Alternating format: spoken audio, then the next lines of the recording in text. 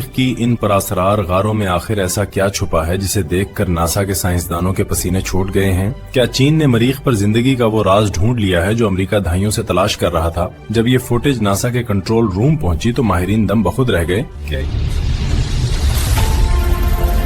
یہ سرنگیں اتنی بڑی ہیں کہ ان میں بستی بسائی جا سکتی ہے۔ تحقیقاتی کنٹینرز، بجلی اور سب سے بڑھ کر سرخ جھنڈا، سب کچھ تیار ہے۔ اگلے چند مہینوں میں وہ یہاں سے اپنا پہلا مستقل مشن شروع کرنے والے ہیں اور اس خلائی دوڑ میں وہ تیز مریخ، وہ سرخ سیارہ جس نے انسانوں کو ہمیشہ سے حیرت میں ڈال رکھا ہے، لیکن اب وہاں کچھ ایسا ملا ہے جس نے دنیا کی بڑی طاقتوں کے درمیان ایک نئی جنگ چھیڑ دی ہے۔ یہ مشن وہاں تک پہنچ رہا ہے جہاں انسان کی نظر پہلے کبھی نہیں پہنچی۔ آئیے دیکھتے ہیں یہ کیا کر رہا ہے۔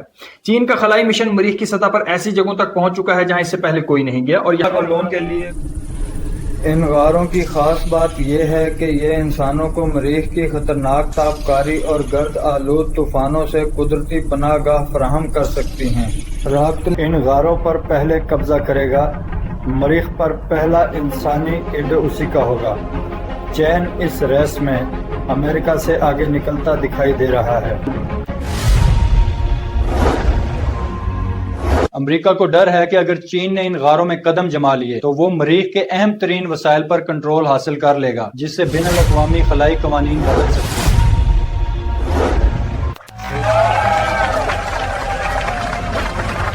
لیکن چین خاموشی سے اپنے اگلے مشن کی تیاری کر رہا ہے، جس کا مقصد ان غاروں کے اندر خود کا روبوٹک لیبارٹریز قائم کرنا ہے۔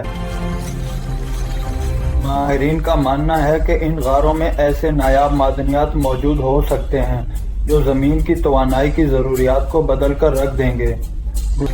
یہ جنگ اب صرف سائنس کی نہیں رہی، بلکہ یہ مریخ کی حکمرانی کی جنگ بن چکی ہے۔ زمین سے لاکھوں میل دور ایک نیا محاذ کھل چکا ہے۔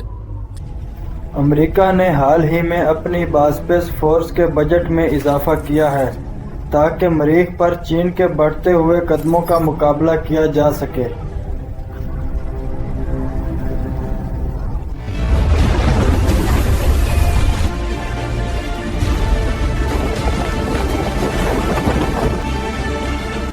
ایک بات طے ہے، انسانی سفر اب رکنے والا نہیں۔ یہ تاریخ گواہ ہے کہ جس نے نئی زمینوں کو پہلے دریافت کیا، دنیا پر اسی کا راج ہوا۔